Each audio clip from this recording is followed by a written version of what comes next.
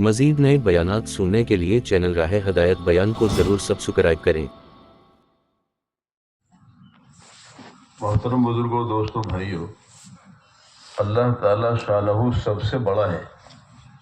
سب سے بڑا کون ہے؟ اللہ سب سے بڑا ہے۔ کون بڑا ہے؟ دنیا میں لوگ جن کو بڑا سمجھ رہے ہیں یا جو اپنے کو بڑا سمجھ رہے ہیں، صحیح معنوں میں وہ بڑا ہونے کا مطلب ہی نہیں سمجھتے ہیں۔ بڑائی تو اللہ کے لیے ہے، اس لیے اذان دعوت تامہ ہے۔ تو مؤذن کیا کہتا ہے روزانہ کھڑے ہو کر؟ کانوں میں تو انگلی ٹھوس لیتا ہے، تم جن کی بڑائی بیان کر رہے ہو وہ غلط ہے، میں جو کہہ رہا ہوں وہ ہے بڑا۔ اللہ اکبر، اللہ اکبر، اللہ سب سے بڑا ہے، اللہ سب سے بڑا ہے، اللہ سب سے بڑا ہے، اللہ سب سے بڑا ہے۔ اللہ چاہتے ہیں میری بڑائی بیان کرو گے، میرے علاوہ کو بڑا ہے ہی نہیں۔ کس کی بڑائی بیان کرنی چاہیے؟ اللہ کی کرنی چاہیے۔ ان کے ہتھیار بڑے، ان کی فوج بڑی، ان کا ایٹم بڑا، یہ سب بیکار کی باتیں ہیں۔ بڑائی تو صرف اللہ کے لیے ہے۔ کس کے لیے ہے؟ اس لیے اللہ چاہتے ہیں ہماری بڑائی بولو، ہماری بڑائی کے تذکرے کرو، اس لیے 5 وقت روزانہ اذان میں کہلوا رہے۔ کیا کہلوا رہے؟ اب بھی تو کہہ لو، اللہ اکبر، اللہ اکبر۔ اور کوئی بڑا نہ ہے، نہ ہوا، نہ ہوگا، اللہ ہی بڑا ہے۔ سب چھوٹے ہیں، اللہ بڑا ہے۔ تو اللہ چاہتے ہیں ہماری بڑائی کے، ہماری طاقت قدرت کے، ہمارے خزانوں کے تذکرے کرو۔ انبیاء علیہ الصلوۃ والسلام چل پھر کر اپنے ایک ایک امتی کے سامنے اللہ کا تعارف کراتے تھے، اللہ کی بڑائی سمجھاتے تھے، اللہ کی طاقت قدرت سمجھاتے تھے، اللہ کے خزانے سمجھاتے تھے، اللہ کا کرتا دھرتا ہونا سمجھاتے تھے کہ کرنے والی ذات صرف اللہ کی ہے۔ اور سارے نبیوں کے سردار حضرت رسول پاک صلی اللہ علیہ وسلم کا بھی یہی کام تھا۔ نبیوں کا وظیفہ حیات ہے، کیا ہے؟ اپنے ایک ایک امتی کو اللہ کا تعارف کرانا۔ ہمارے حضرت فرماتے ہیں دعوت کیا ہے؟ اللہ کے بندوں میں چل پھر کر اللہ کی بڑائی بیان کرنا، تاکہ میرے دل میں اللہ کی بڑائی پیدا ہو جائے۔ اس لیے بڑائی بیان کرنی ہے تاکہ میرے دل میں اللہ کی بڑائی پیدا ہو جائے۔ یعنی کہ میرا بھی نمبر آیا کسی دن بیان کا تو میں بھی بیان کر دوں گا۔ نہیں، اگر دعوت کو ممبر تک مخصوص رکھیں گے ہم تو دعوت کا مقصد ہی فوت ہو جائے گا۔ آج ممبر سے بیان کرنا تو فخر کی چیز سمجھتے، میں بھی اسی میں شامل ہوں، اور گھر گھر جا کے دعوت دینا اس میں اپنی توہین اور بے عزتی سمجھتے ہیں لوگ۔ حالانکہ نبیوں کی محنت کا نچوڑ نکالا جائے تو زیادہ وقت ان کا انفرادی دعوت کا ہے۔ کیسا ہے؟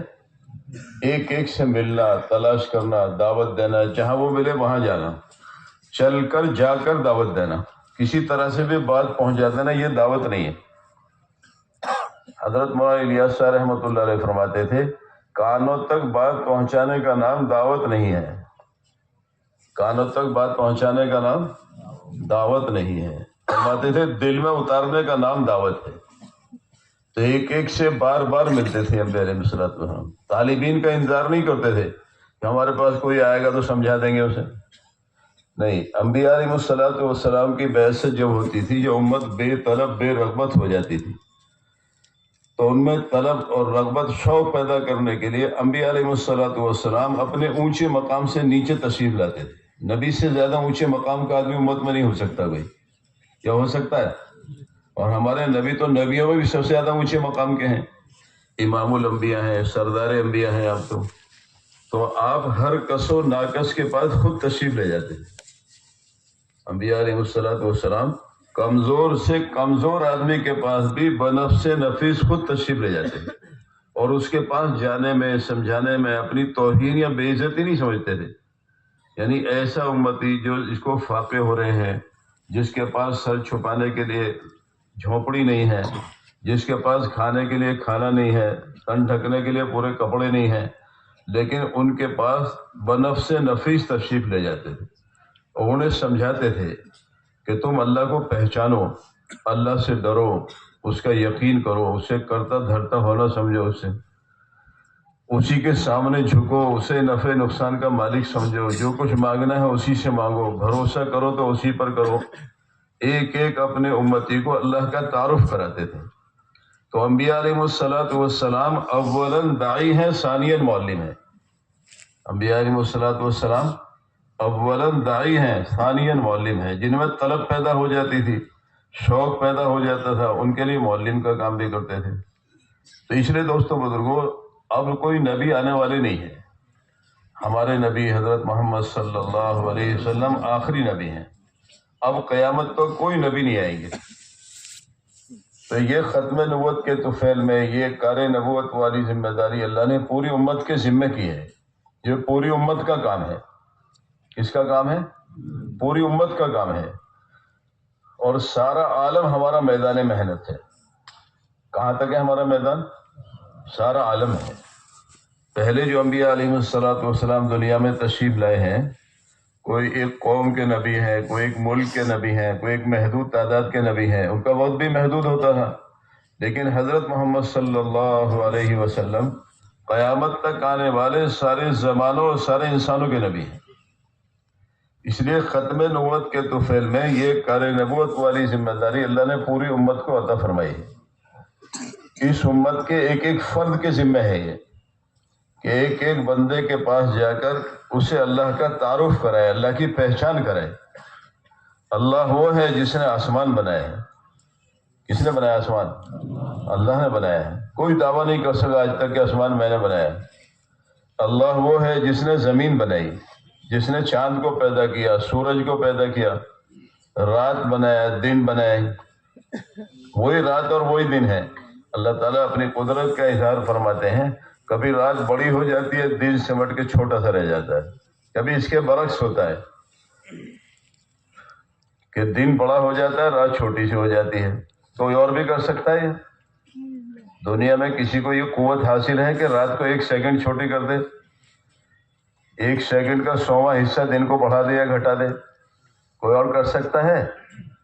ارے بتاؤ سی، کوئی نہیں کر سکتا. تو اللہ کی بنائی ہوئی چیزوں پر غور کرنے سے اللہ کا تعارف حاصل ہوتا ہے. اللہ نے مخلوق کیوں بنائی ہے؟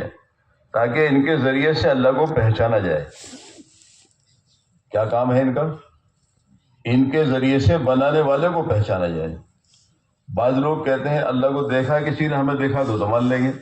کہتے ہیں نا بعض لوگ. تو یہ عقل مندی کا سوال نہیں ہے، بے وقوفی کا سوال ہے. ایسی بہت ساری چیزیں ہیں جو دکھائی نہیں دیتی ہیں، ان کو مانا جاتا ہے. لیکن عدد نہیں مانتے ہیں، اس کی نشانیاں ہوتی ہیں. ان نشانیوں سے اس کو پہچانتے. خود ہمارے جسم میں ایسی چیزیں موجود ہیں. ہمارے جسم میں عقل کوئی چیز ہے؟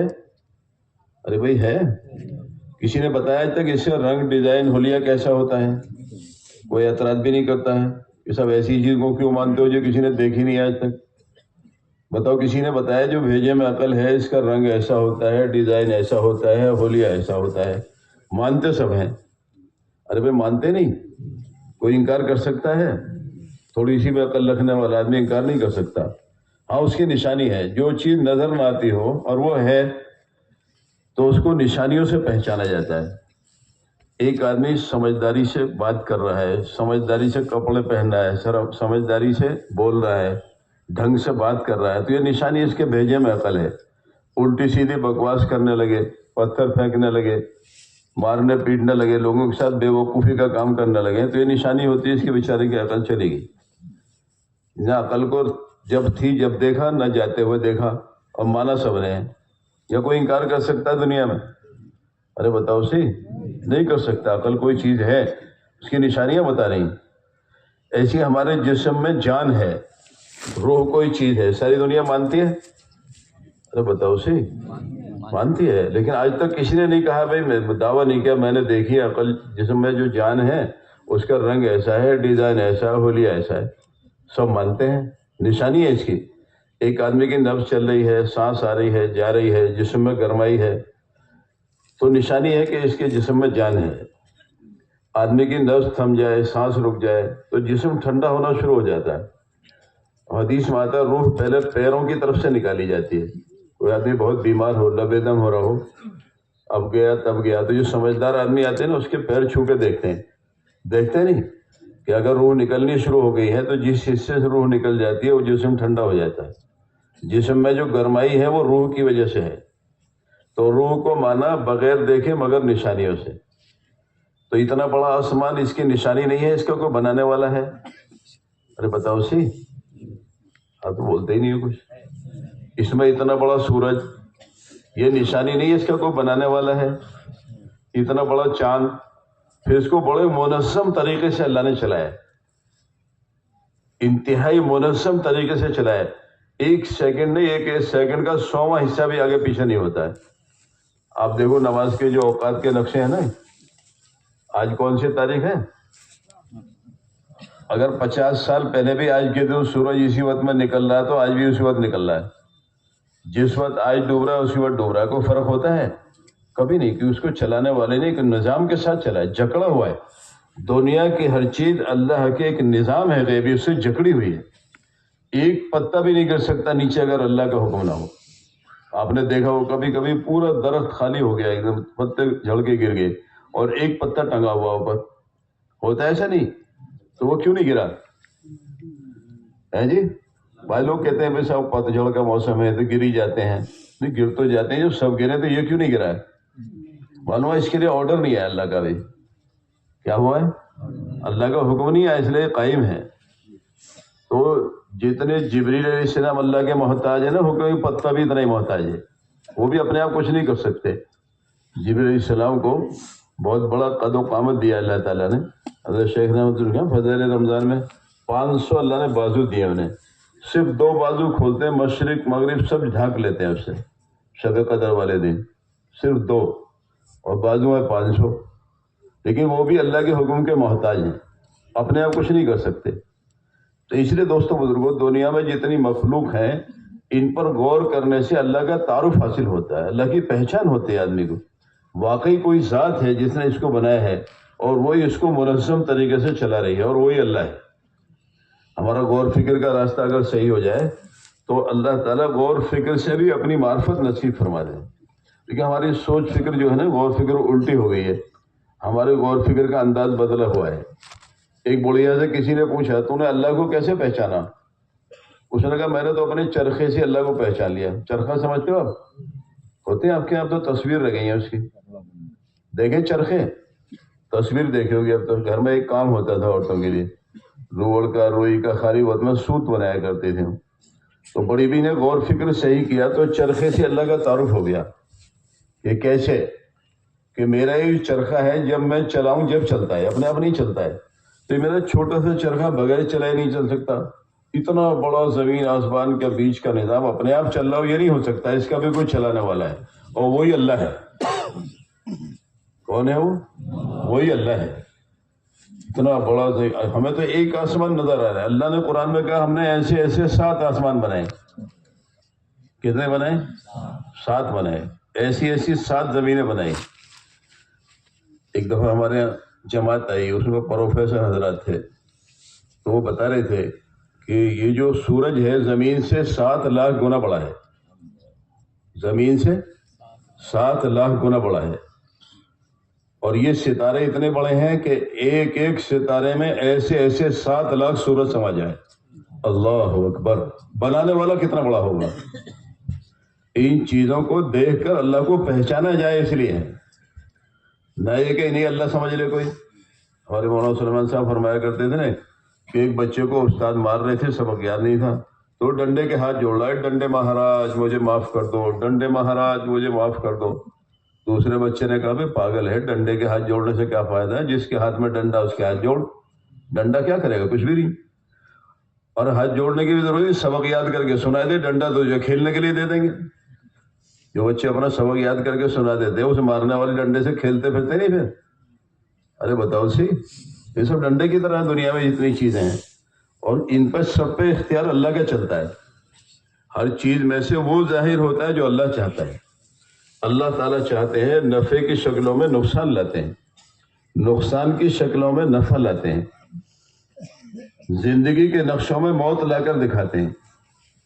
وہاں حفاظت کے نقشے ہیں لیکن اللہ وہاں موت لا کر دکھاتے ہیں، اور موت کے نقشوں میں حفاظت کر کے دکھاتے ہیں۔ کون کرتا ہے یہ؟ اللہ کرتا ہے، تاکہ ہمارے بندے ہمیں پہچانے، کرنے والی ذات ہماری ہے۔ موسیٰ علیہ السلام کو اللہ نے حکم دیا اپنی قوم کو لے کر نکل جاؤ، نکل پڑے آپ، ایک جگہ ایسا موقع ہے، آگے ٹھاٹے مارتا ہوا دریا، پیچھے فرعون کی فوج، یہاں بھی موت وہاں بھی موت، ٹھہرتے ہیں تو فرعون مار دے گا، آگے جاتے ہیں دریا میں ڈوب جائیں گے۔ تو جو کچے پکے ایمان والے تھے وہ گھبرا گئے، انا لمدرکون، کہ ہم تو پکڑے گئے۔ تو موسیٰ علیہ السلام تو نبی ہے، نبی کو اللہ کا تعارف حاصل ہوتا ہے کہ میں اللہ کے حکم سے نکلا ہوں، اور اللہ کا کوئی حکم ضائع کرنے کے لیے نہیں ہوتا ہے۔ تو زور سے ڈانٹ لگائی، کلا ان معی ربی سیہدین، ہرگز نہیں، میرا رب میرے ساتھ ہے۔ کیا فرمایا؟ میرا رب میرے ساتھ ہے، وہ میرے لیے راستہ نکال دے گا۔ تو اللہ نے حکم بھیجا کہ جو دریا ہے اس پہ ڈنڈا مارو، حالانکہ عقل کے خلاف ہے، ڈنڈے نے اس نے کیا بگاڑا دریا نے، کہیں سے بیچاروں کیوں پٹوا رہے، دریا کو پیٹنے سے فائدہ کیا ہوا؟ لیکن انبیاء علیہ الصلوۃ والسلام اللہ کے حکم میں عقل کا دخل نہیں دیتے، کہ حکم ہے پورا کرنا، بس ڈنڈا مار دیا اس پہ، تو 12 راستے بنا دیے اللہ نے۔ کیا بنا دیا؟ 12 راستے۔ بنی اسرائیل میں 12 خاندان تھے، اور ایسے بڑے بڑے راستے بنائے جیسے پہاڑ۔ کیسے بنائے؟ جو پہاڑ۔ حضرت مولانا عبید اللہ صاحب علیوی رحمۃ اللہ ایک دفعہ فرما رہے تھے، اس وقت بنی اسرائیل میں 12 خاندان تھے، اور ہر خاندان میں 60-70 ہزار آدمی تھے۔ کتنے تھے؟ تو کتنا ہو گیا سارا مجمع؟ 7-8 لاکھ کا مجمع ہو گیا۔ سنا جی؟ جمع غفیر بڑا، اس کو نکالنا تھا تو چھوڑے چھوڑے راستے بنائے، سب ایک ایک راستے سے پار ہو گئے۔ ان میں کھڑکیاں بھی کھولی، ایک دوسرے کو دیکھتے ہوئے جاؤ، سب آ رہے۔ تو جو قوم قسمہ پرسی میں، غلامی میں، پریشانیوں میں زندگی گزار رہی تھی، وہ تو پار ہو گئی۔ اب فرعون آ گیا، اس نے بھی یہ میری غلامی کرنے والے نکل گئے تو میں تو مالک ہوں یہاں کا۔ تو راستے فرعون نے تھوڑا ہی بنائے تھے، وہ تو اللہ نے بنائے تھے۔ جب سب داخل ہو گئے تو راستے اللہ نے ختم کر دیے، تو اللہ کے بنائے ہوئے راستے تھے۔ دریا ایک، تاثیر دو، ایک کی ہلاکت، ایک کی حفاظت، کس نے کیا؟ یہ اللہ نے کیا ہے۔ تو نبیوں اور صحابہ کے واقعات پر غور کرنے سے اللہ کا تعارف حاصل ہوتا ہے۔ ہم موبائل دیکھتے رہتے ہیں، جھوٹی خبریں سنتے رہتے ہیں، دن بدن ایمان میں ضعف اور کمزوری ہو رہی ہے، اس کے یوں طاقت، اس کا یوں ایٹم، اس کے یوں ہتھیار، ان کو سن کے ہے نا، وہ سب دلوں میں جو ہے ایمان کا ضعف اور کمزوری بڑھتی جا رہی ہے، اللہ سے ہونا بولتے ہی نہیں ہے۔ تو مسلمان کو چاہیے کہ وہ ہر جگہ اللہ کو بولے، اللہ کی بڑائی بولے، اس کی طاقت قدرت بولے، اس کے خزانے بولے، اس کا کرتا دھرتا ہونا بولے، تو یقین پیدا ہو گیا کہ اللہ ہی سے ہوتا ہے، کرنے والی ذات اللہ کی ہے۔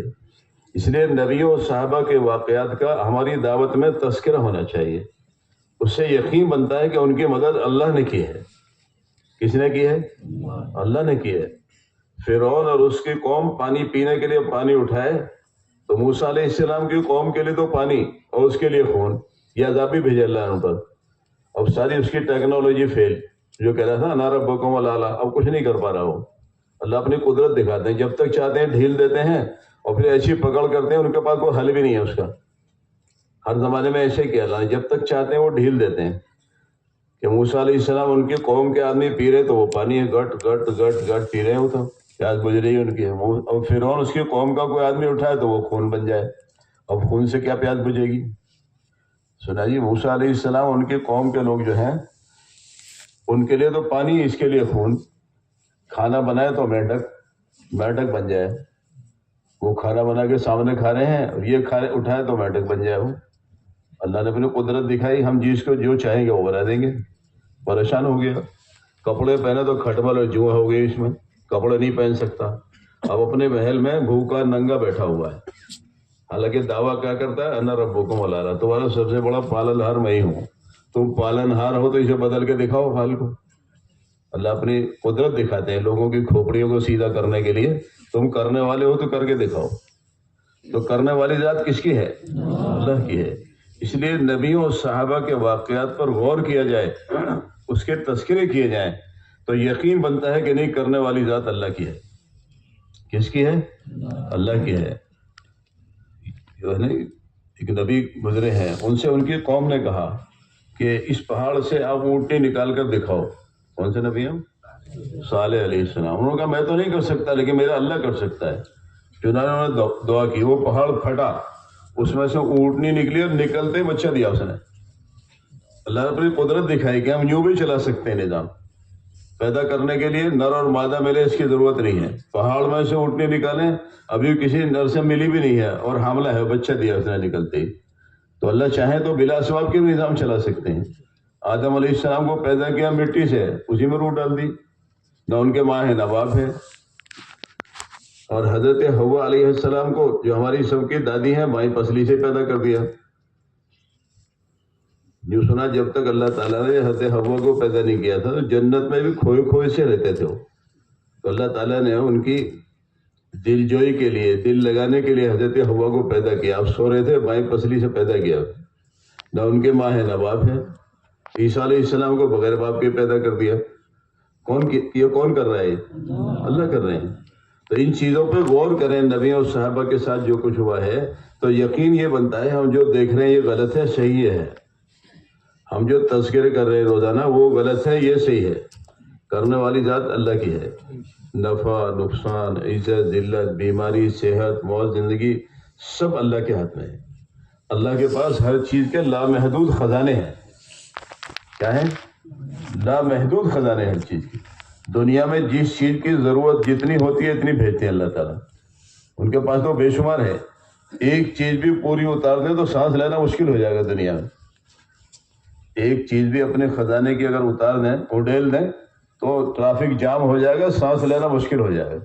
اس لیے اللہ کا ایک منظم نظام ہے۔ جس چیز کی جتنی ضرورت ہوتی دنیا میں اتنی رکھتے ہیں۔ ہمارے یہاں بکری ہوتی ہے، عام سا جانور ہے، ساری دنیا کے لوگ استعمال کرتے ہیں اسے، سارے مذہب، ساری قوموں کے لوگ استعمال کرتے ہیں، اور کئی بچے دے دیتی ہے۔ بعض بکریوں کو دیکھا 3 اور 4 بچے بھی دے دیتی ہے، 6 مہینے میں بچہ پیا لیتی ہے، اور لاکھوں کے اعتبار سے کٹ رہی ہے روزانہ۔ یہ آپ نے کبھی نہیں سنا ہوگا بکری ختم ہو گئی دنیا میں؟ سنا کہیں آپ نے؟ کبھی نہیں سنا ہوگا۔ آپ چاہو نا، میں 10,000 کی بکریوں کا ریوڑ دیکھنا چاہتا ہوں میں، تو آپ دیکھ لیں گے۔ آپ پہاڑوں پہ چلے جاؤ، بڑے بڑے ریوڑ ہیں ان کے، ہزاروں بکریاں ہیں۔ ہمارے ایک عام سا جانور کتیا ہوتی ہے، 6، 7، 8، 10 بچے دے دیتی ہے، لیکن آپ میں سے کسی نے 50 کتے ایک جگہ نہیں دیکھے ہوں گے زندگی بھر۔ دیکھیں کسی نے 50 کتے ایک جگہ؟ حالانکہ پیداوار زیادہ ہے، کھپت کوئی نہیں ہے اس کی، استعمال کوئی نہیں کر رہا ہے اسے، لیکن دنیا میں جتنی ضرورت ہے اتنی دکھائی دے گی۔ ورنہ خالی اس کھوپڑی سے سوچو تو لگتا ہے کہ بکریاں تو ختم ہو جانی چاہیے تھی تھوڑے دن میں، اور کتوں سے ساری دنیا بھر جانی چاہیے تھی۔ لیکن جس چیز کی جتنی ضرورت ہوتی دنیا میں اتنی ملے گی آپ کو۔ اللہ کا ایک نظام ہے، اللہ نے اس سارے نظام کو بنایا، اللہ تعالیٰ ہی اس کو چلا رہے ہیں۔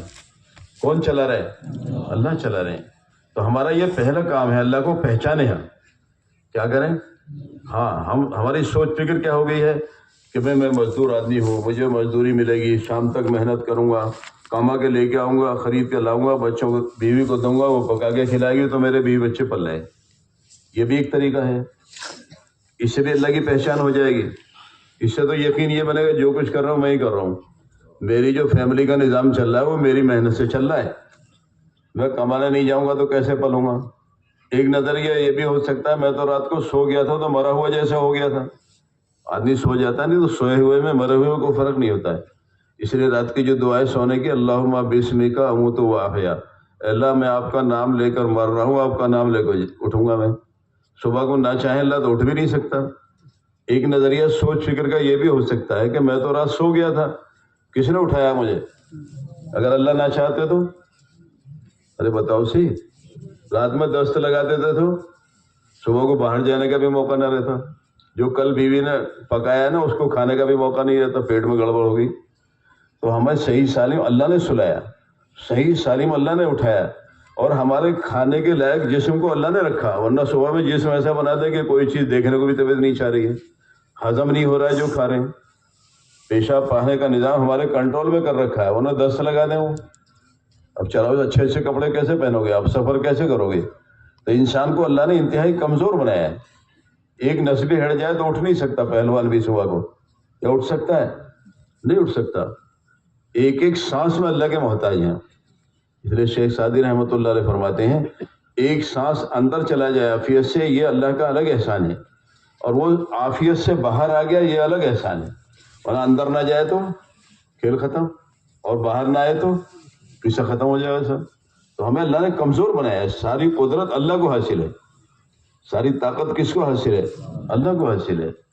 اس لیے دوستوں دیکھو، نبیوں نے یہ کام کیا کر اپنے ایک ایک امتی کو اللہ کا تعارف کراتے ہیں، تم اللہ کو پہچانو، اللہ سے ڈرو، اللہ کو مانو، اللہ تعالیٰ کو نفع نقصان کا مالک سمجھو، جھکو تو اسی کے سامنے جھکو، مانگو تو اسی سے مانگو، امید رکھو تو اسی سے رکھو، ڈرو تو اسی سے ڈرو، کیونکہ سب کچھ اللہ کے قبضے میں ہے، کسی کے ہاتھ میں کچھ بھی نہیں ہے، کسی کے ہاتھ میں کچھ بھی نہیں ہے۔ غالباً حضرت عبداللہ ابن عمر رضی اللہ تعالیٰ عنہ بیت اللہ میں بیٹھے ہوئے تھے، وقت کا خلیفہ آیا کہ میں آپ کی کچھ مدد کر دوں، کہ بھئی میں اللہ کے گھر میں بیٹھا ہوں، اللہ کے گھر میں بیٹھ کے اللہ کے غیر سے مانگو، یہ تو بڑی بے شرمی کی بات ہے۔ تو انتظار کیا اس نے، باہر نکلے، پھر کہا حضرت اب بتا دیجئے، کیا نے اللہ سے کہہ دیا اب تو اس سے بھی کہوں، یہ بھی شرم کی بات ہے، اللہ ناراض ہو جائے گا کہ مجھ سے بھی مانگا اس سے بھی مانگ رہا ہے۔ تو اللہ یہ چاہتے ہیں ہم سے مانگو، ہم دیں گے تمہیں۔ تو اللہ کے رسول صلی اللہ علیہ وسلم نے اپنے ایک ایک امتی کو اللہ سے لینے والا بنایا تھا۔ کیسے بنایا تھا؟ ہاں، کسی کا محتاج نہیں بنایا ہمیں نبی نے، سب کو مسجد والا بنا کر کے، کہ تمہارے ہر مسئلے کا حل مسجد سے ہوگا۔ کھانے کی ضرورت ہے تو کہاں جانا ہے؟ مسجد جانا۔ خود آپ کا معمول ہی تھا، آپ گھر میں تشریف لائے، حضرت عائشہ رضی اللہ تعالیٰ سے کہا مجھے بھوک لگی ہے، کہا اللہ کے رسول گھر میں تو کچھ بھی نہیں ہے، کہاں تشریف لے گئے ہیں؟ مسجد گئے۔ سب کو تعلیم دے رہے تھے، ہماری طرح نہیں کہیں کچھ کریں کچھ، نبی تو خود کر کے دکھاتے ہیں۔ مسجد تشریف لے گئے، آپ سے زیادہ اچھی نماز اور دعا والا کون ہو سکتا ہے؟ نماز پڑھی، دعا مانگی، پھر گھر معلوم کرنے کے لیے عائشہ کچھ ہوا انتظام؟ یا رسول اللہ کچھ بھی نہیں ہوا ابھی تو۔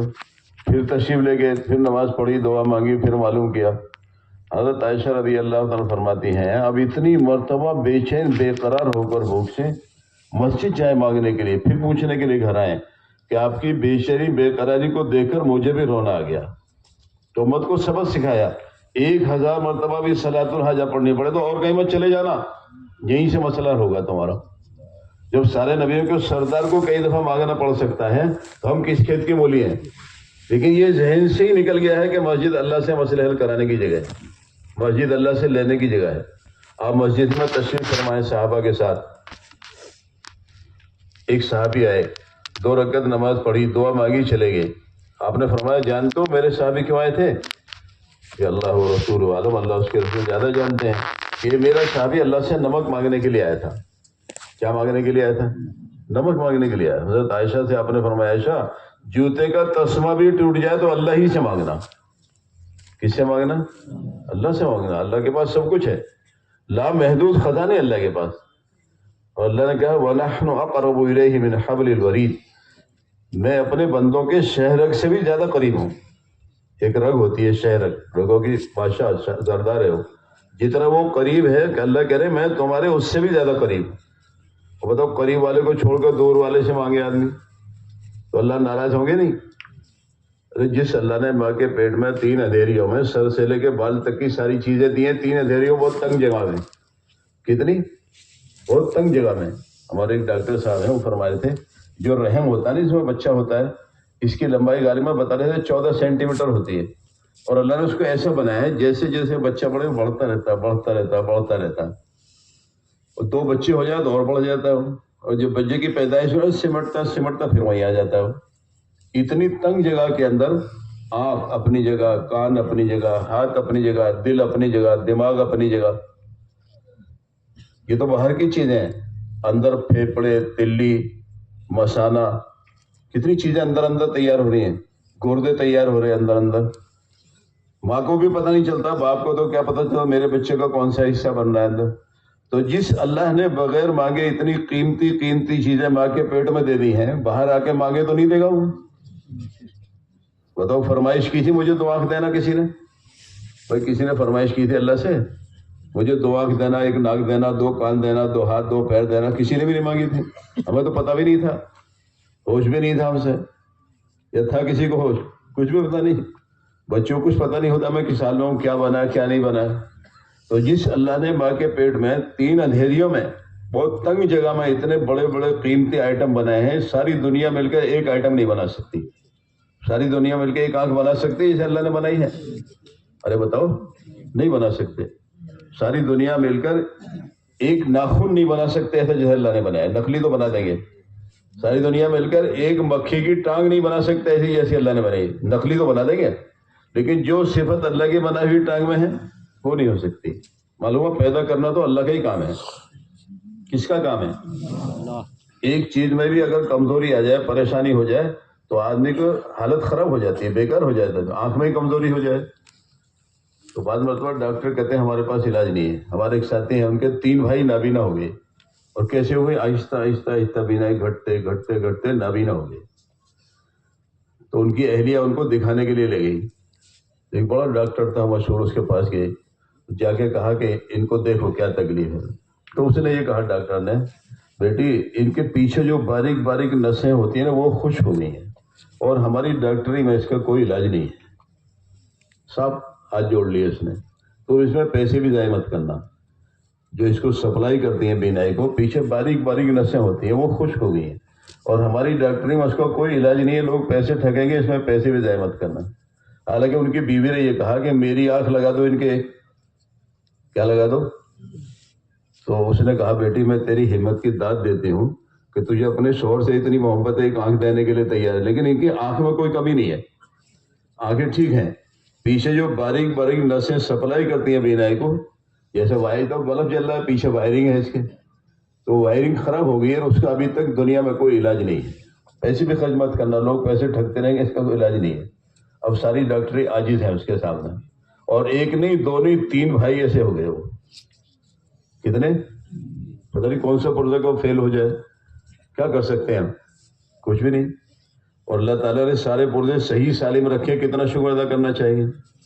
ہمارے ایک دوست ہیں اپولو ہاسپٹل میں, ڈائلیسس ہے وہ, جو گردہ کام کرتا ہے نہیں, اس کی ایک مشین ہوتی ہے, جب گردے کام کرنا بند کر دیں, اس لیے اللہ نے ضروری پرزہ بنایا تو ایک کے بجائے 2 بنائے. ایک اسپیئر میں رکھا رہتا ہے, ایک کام کرتا رہتا ہے. جب یہ فیل ہو جائے, کام کرنا بند کرے, تو قدرتی دوسرا اسٹارٹ ہو جاتا ہے. کبھی کبھی اللہ تعالیٰ اپنی قدرت دکھاتے ہیں, دونوں ہی فیل ہو جاتے ہیں, زندگی ابھی باقی ہے, تو اس کی ڈائلیسس کرائی جاتی ہے. تو میں باہر بیٹھ کے ملاقات کر رہا تھا اپنے محلے میں ایک صاحب سے. تو میں بوڑھا آدمی, وہ جوان تھا جس سے بات کر رہا تھا, وہ جوان ہے ڈاکٹر صاحب, میں نے انہیں بلایا, اشارے سے گزرے ہو, ان کا ہمارے اس بچے کو سمجھاؤ آپ. تو ڈاکٹر نے اپنی انداز میں سمجھایا کہ میں ڈائلیسس ہوں. اور اس وقت پتہ ہے کئی سال پرانی بات ہے کہ جب گردے کام کرنا بند کر دیں دونوں, تو وہ کام مشین سے کراتے ہیں, تو ہم ایک دفعہ کرنے کے 5,000 روپے لیتے ہیں. بولے بہت, میرے خیال سے 20 سال پرانی بات ہے. اور ایک ہفتے میں 2 مرتبہ کم سے کم کرانا پڑے گا. تو ایک مہینے میں کتنے دفعہ ہو گیا ہے جی؟ 8 بار ہو گیا نا. تو پیسے کتنے ہو گئے؟ 40,000 روپے صرف کس کام کے ہیں؟ جو گردہ کام کر رہا تھا اب مشین سے کام کرا رہے ہیں. پھر انہوں نے یہ بھی بتایا کچھ دنوں تک اس سے ڈائلیسس کرا کے خون خراب ہوتا رہتا ہے, کچھ دنوں کے بعد سارا بدلنا پڑتا ہے. جو اللہ کی بنائی ہوئی مشین کرتی ہے نا فلٹر, اس کا کام نہیں کر پاتی ہے. وہ آہستہ آہستہ خون میں کمزوری آتی رہتی ہے, کوئی وقفے کے بعد سارا خون بدلنا پڑتا ہے. بتاؤ جب سے ہم پیدا ہوئے ہیں آج تک ہمارے گردے کام کر رہے ہیں, کوئی چھوٹا احسان ہے اللہ کا ہے جی؟ یہ تو ایک پرزے کا حساب لگایا. بولے میں وہ کہہ رہے تھے ہمارے یہاں اپولو ہاسپٹل میں, بولے کسی کی تلی خراب ہو جائے 25 لاکھ روپے لیتے ہیں. بولے کتنے؟ 25 لاکھ. اور وہ لکھواتے ہیں پہلے آپریشن ہوتے ہوتے مر جاؤ, دوسرے دن مر جاؤ, 4 دن بعد مر جاؤ, ہماری کوئی گارنٹی نہیں ہے. اور اٹیچی میں نوٹ بھرے ہوئے کھڑے رہتے ہیں لوگ. بولے اور وہ کہتے نہیں 4 دن بعد آنا, 3 دن بعد آنا, ابھی موقع نہیں ہے. تو بتاؤ یہ کتنے قیمتی پرزے اللہ نے بنائے ہیں, اسے ساری دنیا مل کے بنا نہیں سکتی, ٹھیک بھی نہیں کر سکتے. بنائیں گے تو کیا ہو, ایک پرزے میں کمی آ جائے تو پریشان ہو جاتے ہیں. تو جس اللہ نے ماں کے پیٹ میں 3 اندھیریوں میں اتنے ایسے نایاب پرزے بنائے ہیں, اسے دنیا عاجز ہے اس کے بنانے سے. تو وہ اللہ اتنی بڑی دنیا میں مسجد میں جا کے مانگے